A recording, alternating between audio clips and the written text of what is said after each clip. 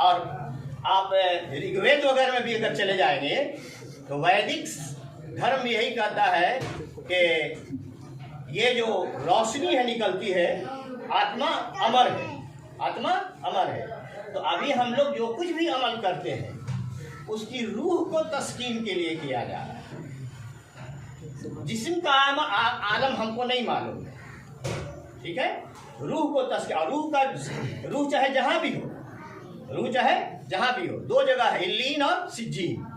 तो जब रूह निकालने के बाद फरिश्ते ले जाते हैं वहाँ अल्लाह के दरबार में, फिर हुक्म होता है कि ये ऐसा ऐसा था दुनिया में, और उसको जाओ लौटा दो उसके जिस्म में।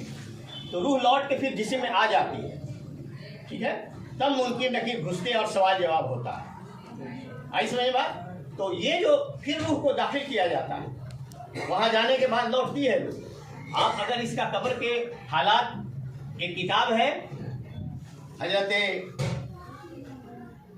शाफी रहमा के बुजुर्ग की एक किताब है, वो अगर पढ़ेंगे तो आपको पूरी तफसीर उसके अंदर मिलेगी कि रूह के साथ क्या मामला होते हैं।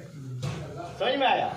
तो वो अब उसके बाद मुनकिर नकीर यहाँ से सवाल जवाब शुरू करते हैं। अब जब बैठता है उसके अंदर घुसते हैं 40 कदम जाने के बाद, 40 कदम दफन करके जाने के बाद जब लौटते हैं तो आखिरी आदमी का जो 40वां कदम है उसके बाद फरिश्ते अब घुसते हैं।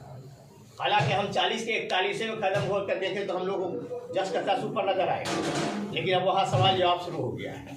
3 सवाल मेन है, इस सवाल की तैयारी करनी है हम लोगों को, ठीक है।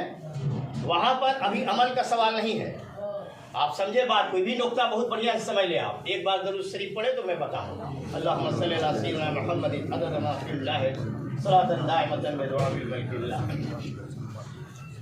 कब्र में नमाज का, रोजे का, जिक्र अस्कार का, तिलावत कुरान का सवाल नहीं है। 3 अकीदे का सवाल हो रहा, अमल का सवाल वहाँ नहीं है। इसका मतलब ये हुआ कि अकीदा अगर सही है तो आगे का सब सही हो जाएगा। इसीलिए मैं जोरदार तरीके से बता रहा हूँ। सिरातल लज़ीना अनअमता अलैहिम की तफसीर पर अगर खास तकरीर करनी हो तो कम से कम 1-1.5 घंटे की तकरीर है, कहाँ से साबित करेंगे, ठीक है। तो जब फरिश्ते घुसते हैं तो 3 सवाल अल्लाह फरिश्ते करते हैं, मुनकिर और नकीर 2 सवाल फरिश्ते। रूह पेशानी अंगूठे से निकाल करके यहाँ पेशानी में लॉक कर दिया जाता है।